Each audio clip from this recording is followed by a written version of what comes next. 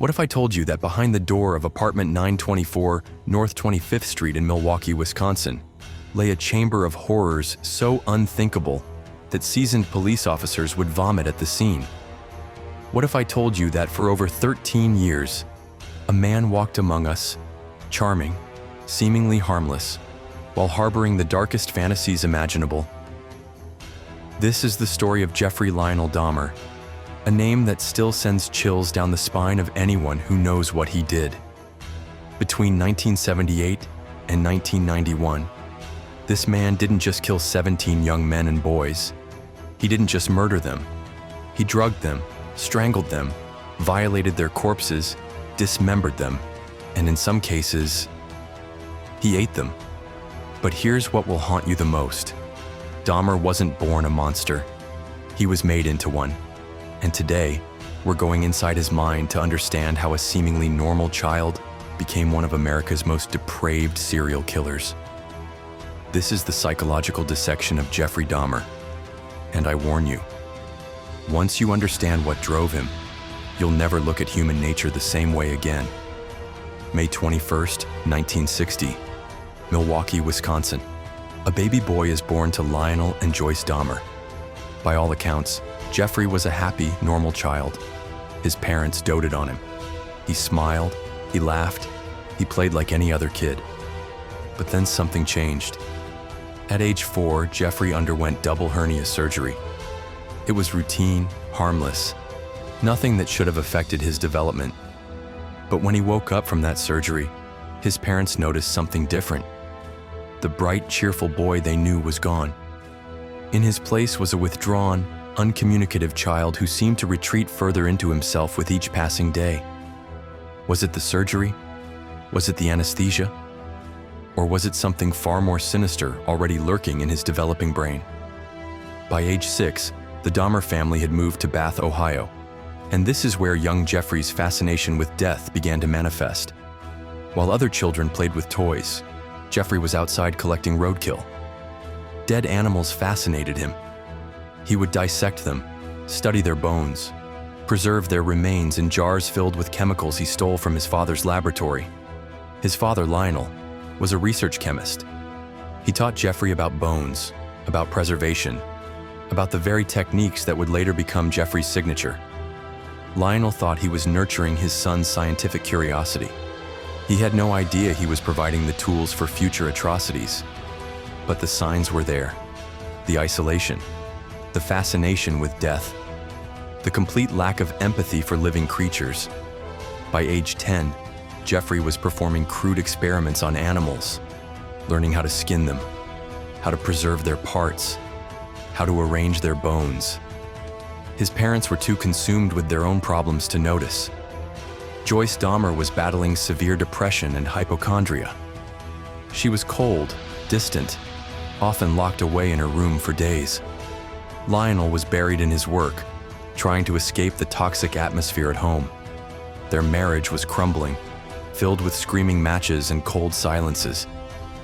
Jeffrey watched it all.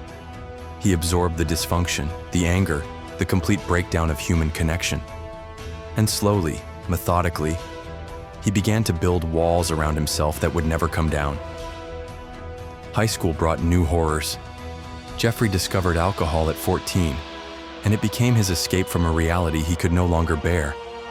But alcohol didn't just numb his pain, it amplified his darkest thoughts. By his mid-teens, he was harboring violent sexual fantasies about unconscious men. He would drive around looking for joggers, imagining what it would be like to knock them unconscious and have complete control over them. The fantasies were becoming more detailed, more violent, more real with each passing day. Jeffrey was no longer just thinking about death, he was planning it. And then, in July 1978, his parents' divorce was finalized. Joyce left, taking Jeffrey's younger brother David with her. Lionel moved out. At 18 years old, Jeffrey Dahmer was completely alone. That's when the fantasies stopped being fantasies. June 18th, 1978. Stephen Mark Hicks, an 18-year-old hitchhiker, was making his way to a rock concert when a clean-cut young man in a car pulled over. Jeffrey Dahmer seemed harmless. friendly even. He offered Stephen a ride, maybe some drinks back at his place. Stephen said yes. What happened next in that empty house in Bath, Ohio, would set the template for 13 years of unimaginable horror. Jeffrey didn't just kill Stephen Hicks. According to his later confessions, he found the entire experience, the killing, the dismemberment, the complete control over another human being, sexually arousing. He bludgeoned Stephen with a dumbbell, then strangled him to ensure he was dead. But Jeffrey's real work was just beginning. He dragged the body to his basement and began the methodical dismemberment. He scattered the remains in the woods behind his house, crushing the bones to powder to ensure they would never be found. For the first time in his life, Jeffrey Dahmer felt complete. But here's what makes this even more chilling. After that first murder, Jeffrey stopped. For 9 years, he didn't kill again. Was he satisfied? Was he trying to fight his urges? Or was he simply learning, preparing, perfecting his craft? During those 9 years, Jeffrey drifted. He briefly attended Ohio State University, but dropped out due to his alcoholism. He joined the Army but was discharged for the same reason. He moved in with his grandmother in Wisconsin, where he worked at a chocolate factory and tried, perhaps for the last time in his life, to be normal. But the fantasies never stopped. They grew stronger, more detailed, more demanding. Jeffrey would frequent gay bars, not necessarily to kill, but to study potential victims. He was learning their habits, their vulnerabilities, their desires. He was hunting. And then, on November 20th, 1987, the killing began again. But this time, it would never stop. Stephen Walter Tuomi was 25 years old when he met Jeffrey Dahmer at a gay bar in Milwaukee. What happened that night would launch the most prolific period of Jeffrey's killing spree, and yet it's also the murder he claimed to remember the least. Jeffrey later said he woke up in a hotel room to find Tuomi's lifeless body beside him. Chest caved in, blood everywhere. He claimed he had no memory of the killing, that he had blacked out from alcohol and rage. But here's what's terrifying about this claim.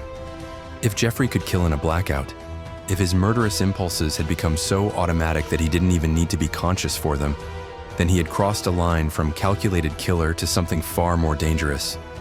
He had become a killing machine. From that point forward, the murders came with increasing frequency and escalating brutality.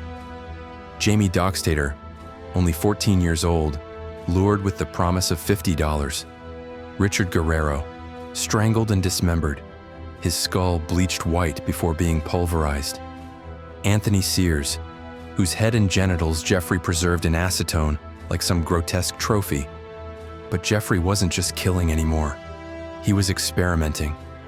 You see, Jeffrey had developed an obsession with creating what he called zombies, completely submissive beings who would exist solely for his pleasure. He would drill holes into his victims' skulls while they were still alive but unconscious, then inject boiling water or muriatic acid directly into their brains. The goal was to destroy their consciousness while keeping their bodies alive and compliant. It was a technique he had learned from his childhood experiments on animals, now perfected on human beings. Most of these experiments failed, resulting in the victims' deaths.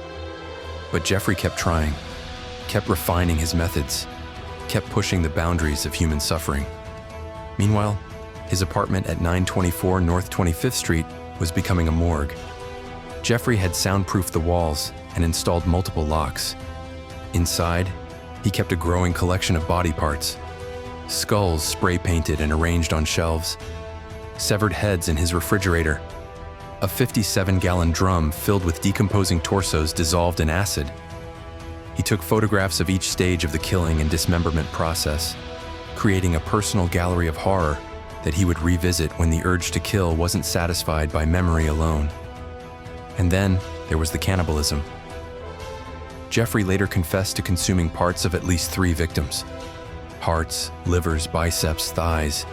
He would cook them and eat them, claiming it made him feel closer to his victims, as if he could possess them completely by literally consuming them. But perhaps the most disturbing aspect of Jeffrey's crimes wasn't the killing or the dismemberment, or even the cannibalism. It was the methodical way he hunted his victims. Jeffrey Dahmer was a predator in the truest sense. He didn't kill randomly or in fits of rage. Every murder was calculated, planned, executed with the precision of someone who had perfected his craft through years of practice. His hunting ground was Milwaukee's gay community, particularly the bars and clubs where young men, many of them from marginalized communities, would gather. Jeffrey understood that these men were less likely to be immediately missed, less likely to have their disappearances investigated with the same urgency as other victims. He was systematic in his approach. Jeffrey would dress nicely, appear clean-cut and harmless. He would buy drinks, engage in friendly conversation, present himself as someone safe. Then he would offer money for nude photographs back at his apartment, or simply invite them over for more drinks.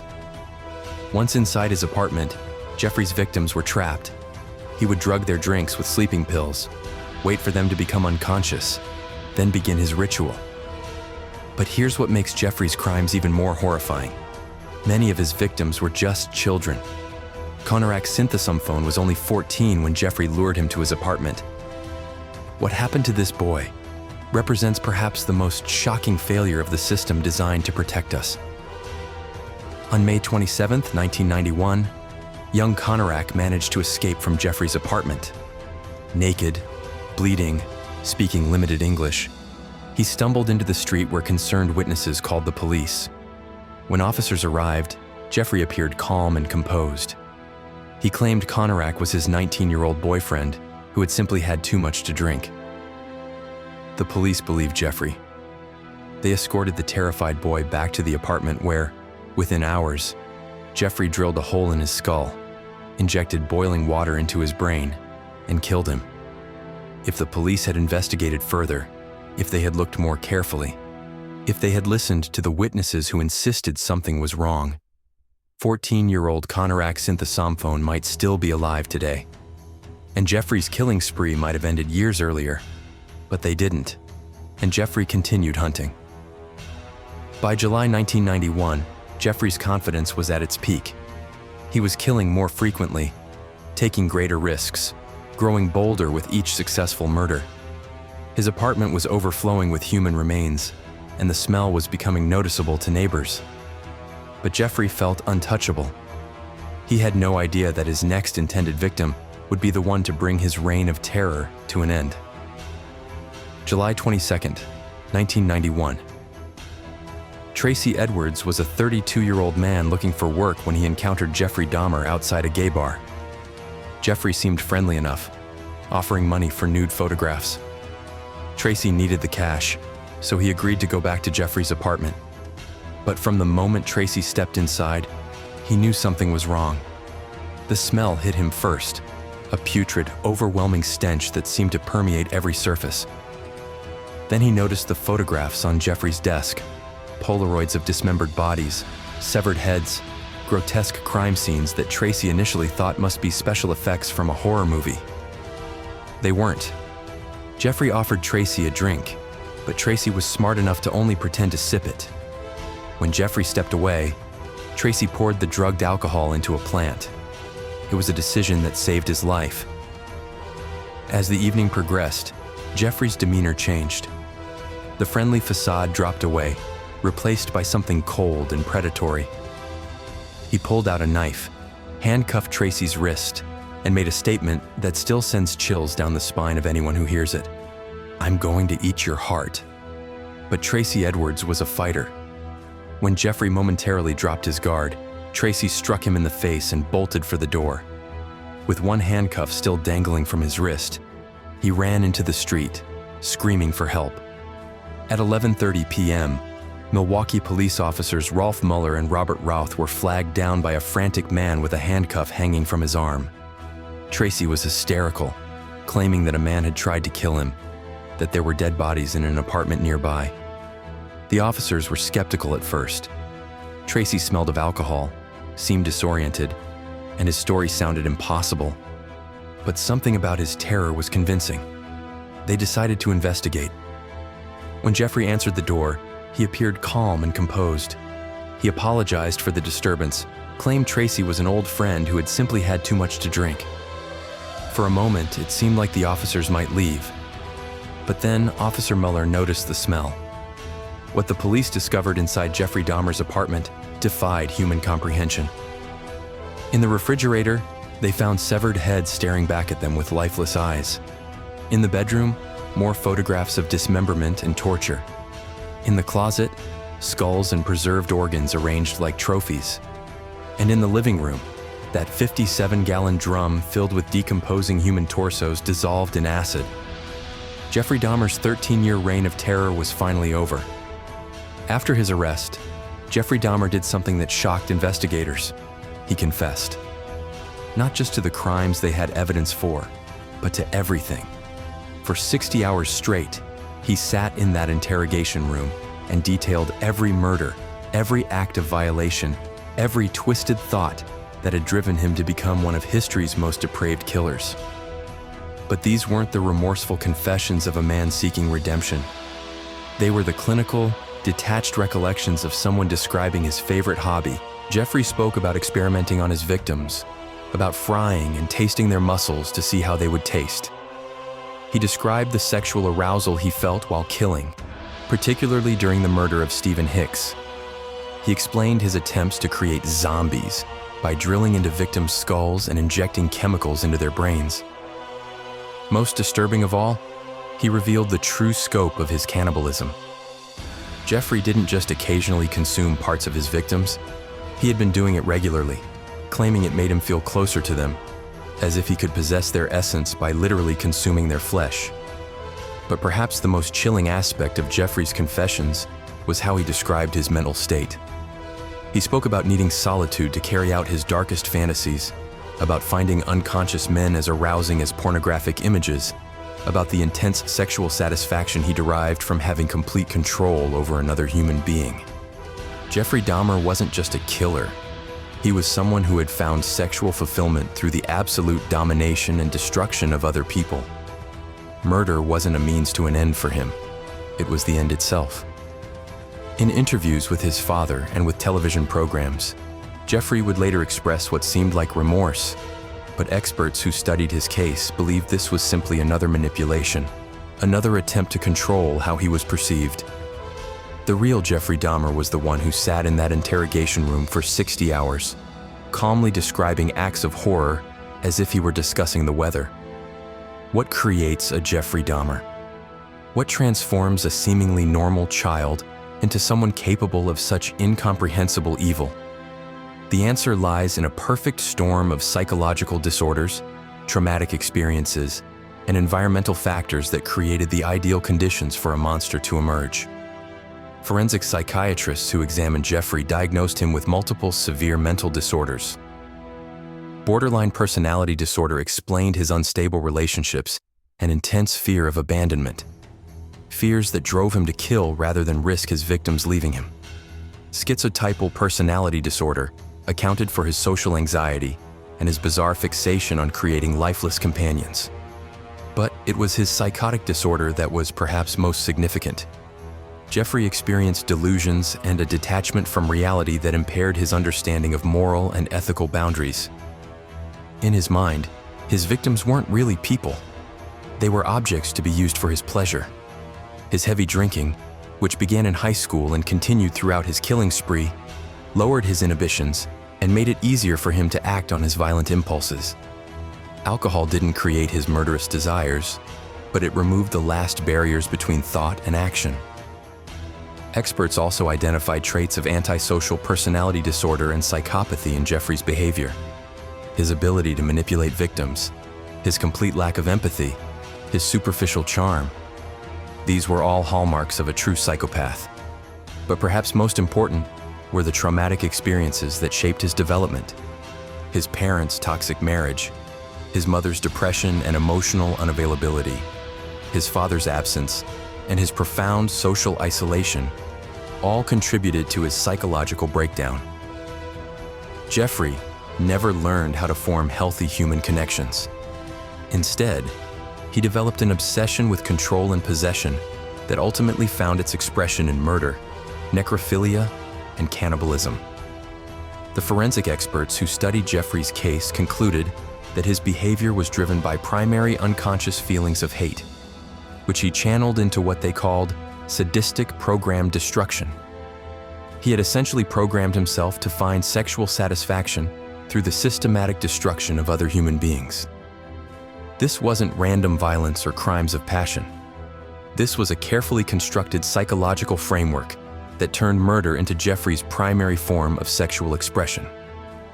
On January 30th, 1992, Jeffrey Dahmer's trial began in Milwaukee. The world watched as this seemingly ordinary man sat calmly in the defendant's chair, while prosecutors detailed crimes so horrific that several jury members became physically ill. Jeffrey's defense team attempted to argue that he was not guilty by reason of insanity. They brought in experts who testified about his mental disorders, his detachment from reality, his complete inability to control his impulses. But the prosecution painted a different picture. They argued that Jeffrey's crimes were too methodical, too calculated, too carefully planned to be the result of insanity. They pointed to his ability to lure victims, to clean up crime scenes, to dispose of evidence, all behaviors that demonstrated awareness of right and wrong. On February 15, 1992, after just 5 hours of deliberation, the jury reached their verdict. Jeffrey Dahmer was found guilty on all 15 counts of murder. 2 jurors had argued for an insanity verdict, but the majority concluded that despite his mental illness, Jeffrey understood the wrongfulness of his actions. Judge Lawrence Graham sentenced Jeffrey to 15 consecutive life terms, a total of 957 years in prison. He would never be eligible for parole. Later, he received a 16th life sentence for the 1978 murder of Stephen Hicks. As he was led away in shackles, Jeffrey showed no emotion, no remorse, no relief, no anger. Just the same cold detachment that had characterized his entire life. But the story of Jeffrey Dahmer wasn't over yet. Columbia Correctional Institution in Portage, Wisconsin became Jeffrey Dahmer's final home. For 2.5 years, he lived in relative isolation, claiming to have found religion and expressing remorse for his crimes in carefully crafted letters to the media. But even in prison, Jeffrey couldn't escape who he truly was. Fellow inmates despised him, not just for his crimes, but for his continued manipulative behavior. He would fashion food into shapes resembling severed limbs and leave them around the prison to disturb other inmates. It was as if he couldn't help but continue his psychological torture even behind bars. On November 28, 1994, Jeffrey was assigned to a work detail in the prison gymnasium, along with 2 other inmates, Jesse Anderson and Christopher Scarver. Anderson was serving time for murdering his wife. Scarver was a deeply disturbed man serving a life sentence for murder, who had developed an intense hatred for Jeffrey. When the guards left the 3 men alone for what should have been a routine 20-minute work period, Scarver saw his opportunity. Using a 20-inch metal bar from the prison weight room, Scarver bludgeoned both Jeffrey and Anderson, crushing their skulls with repeated blows.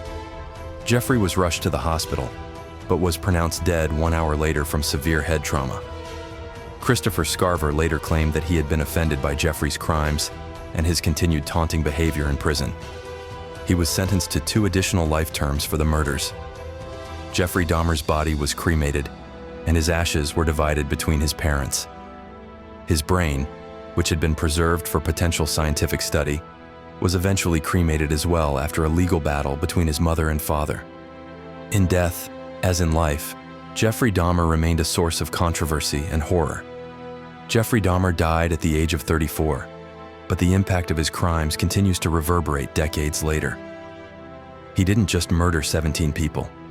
He shattered families, traumatized communities, and exposed horrific failures in law enforcement and social services. The case highlighted how society's most vulnerable members, young gay men, people of color, those living on the margins, could disappear without their absences being taken seriously. It revealed how a charming facade could hide unimaginable evil, and how the very systems designed to protect us could fail so catastrophically. But perhaps most disturbing of all, Jeffrey Dahmer forces us to confront an uncomfortable truth about human nature. Evil isn't always obvious. It doesn't always announce itself with horns and fangs. Sometimes it looks like a quiet, polite young man who offers you a drink and seems harmless enough. Jeffrey Dahmer was a reminder that monsters are real, that they walk among us, and that the line between civilization and barbarity is far thinner than we like to believe. His crimes were so extreme, so methodically cruel, that they almost seem fictional. But they weren't. They were real, committed by a real person against real victims who had families, dreams, and futures that were cut short by one man's insatiable appetite for control and violence. The next time you meet someone who seems too charming, too helpful, too eager to be alone with you, remember Jeffrey Dahmer. Remember that evil rarely advertises itself, and that the most dangerous predators are often the ones who appear the most harmless. Because somewhere out there, another Jeffrey Dahmer might be watching, waiting, and planning. And the only thing standing between us and them is our ability to recognize the signs, trust our instincts, and never forget that monsters are real,